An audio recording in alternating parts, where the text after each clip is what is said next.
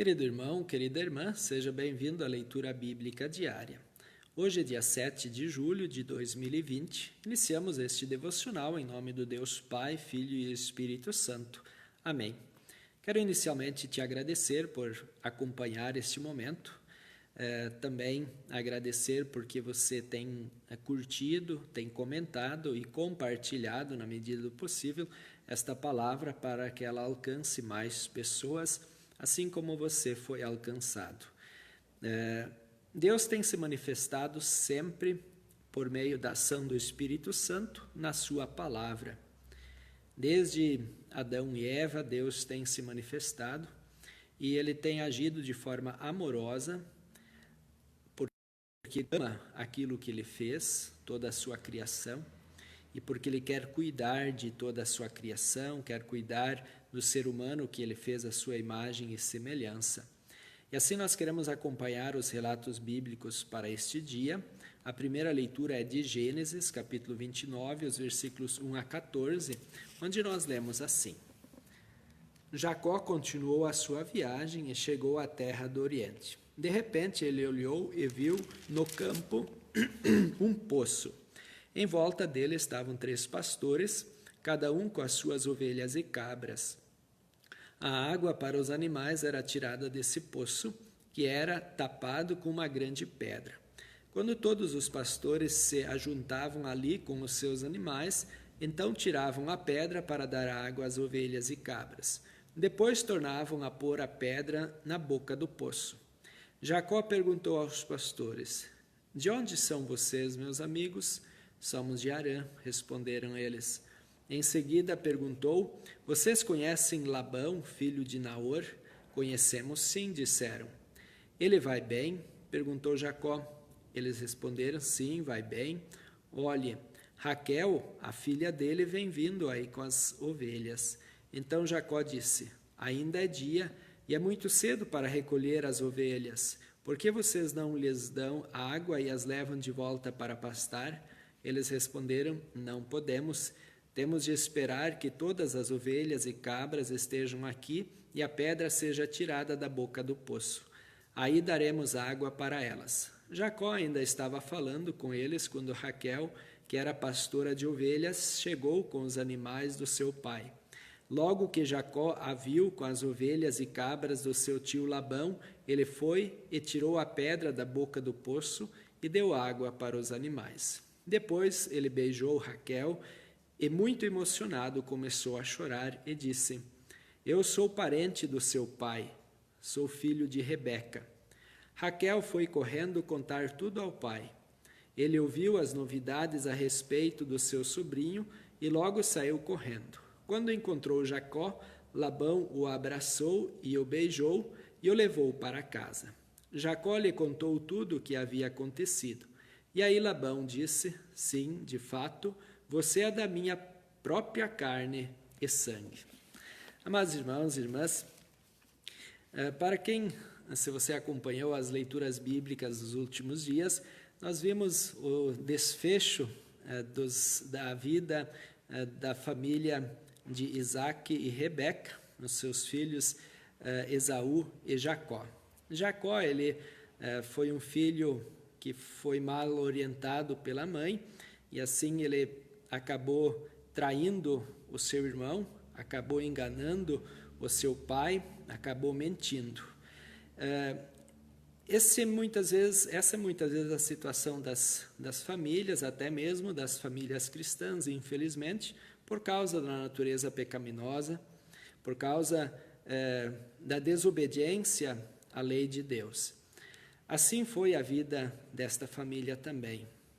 Mas em todos os momentos, Deus esteve presente, não para tapar o sol com a peneira, não para aprovar o erro, mas para se mostrar um Deus presente na vida do seu povo e, por meio de Jacó, por meio de Isaac, cumprir o seu plano de salvação. Deus havia prometido que tornaria esta família o povo de Deus e por meio desta família Deus iria trazer o Salvador. E assim ele usa pessoas pecadoras, pessoas falhas, para cumprir o seu plano. Deus não muda. Deus continua sendo fiel ao seu projeto, que é o projeto de salvação e de reconciliação.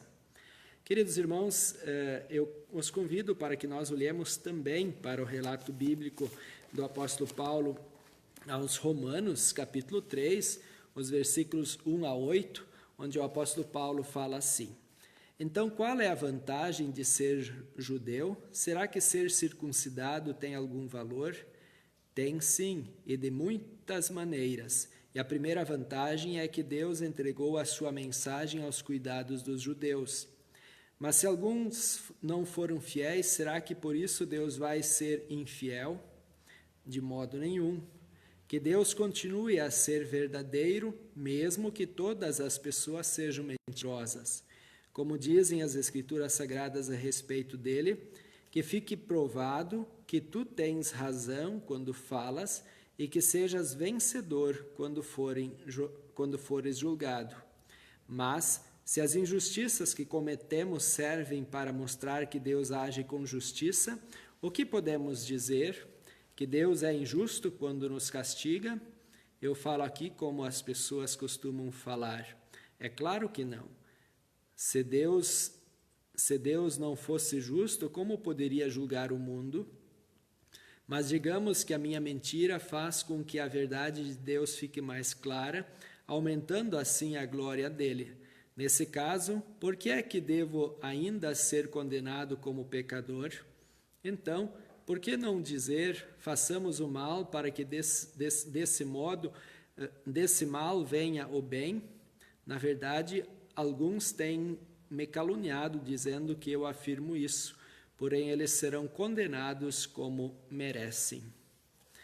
Amados irmãos, amadas irmãs, Martinho Lutero, quando ele comenta este texto, ele diz assim: a pecaminosidade humana mostra a diferença radical entre a santidade de Deus e a injustiça humana.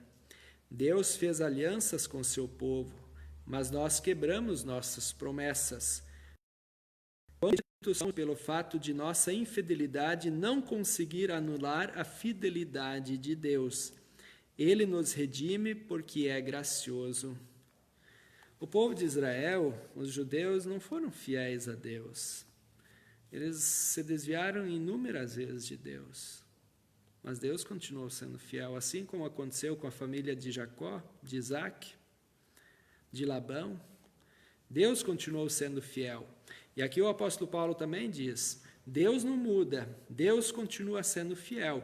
E é por isso que nós confiamos nele. É por isso que nós podemos confiar nele, que ele irá nos salvar, irá nos dar a vida eterna, irá cumprir com tudo aquilo que ele prometeu.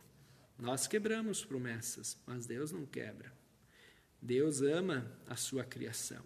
Ele é gracioso, como diz Martinho Lutero. E Martinho Lutero ele também ora a Deus a respeito desse texto, dizendo: Pai de amor, obrigado por tua fidelidade e graça. Capacita-me pelo teu Espírito Santo a ser fiel a ti. Nós, por força própria, não conseguimos ser fiéis, mas pela ação e orientação da palavra de Deus, nós somos motivados a sermos também fiéis a este Deus que é tão fiel para com a sua criação e para com os seres humanos, os amando mesmo eles não sendo fiéis. Esse é o motivo de nós perseverarmos na fé neste Deus, porque Ele sempre é fiel e cumpre as suas promessas de nos amar, de nos reconciliar, de nos dar o perdão que Jesus conquistou para nós. Deus está presente na vida dos seus filhos. Quando eu caio, quando você cai, Ele não fica indiferente, mas Ele, em seu amor, vai ao nosso encontro e, em sua fidelidade, estende a mão para nos erguer e renovar as nossas forças, não para fazermos a nossa vontade, mas para sermos fiéis também a esse Deus que está conosco, está ao nosso alcance, ao nosso lado e nos abençoando. Vamos falar com Ele em oração. Amado Pai, te louvamos pela Tua palavra que nos fortalece a fé, que traz o conhecimento a respeito do Teu amor para conosco e da Tua fidelidade. Abençoa-nos para que também sejamos fiéis a Ti, possamos desta maneira Te servir melhor, Te amar mais e também amar o nosso semelhante e servi-lo também a partir do Teu amor e da Tua fidelidade. Perdoa-nos, Senhor, de nossos pecados e infidelidade a Ti.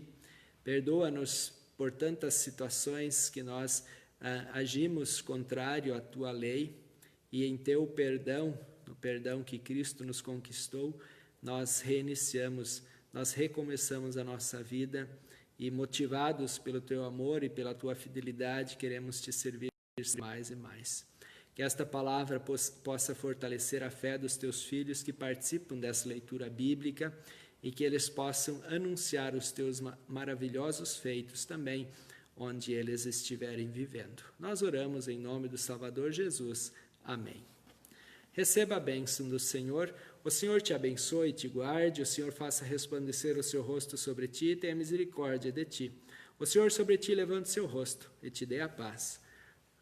Amém. Fique com Deus e até amanhã.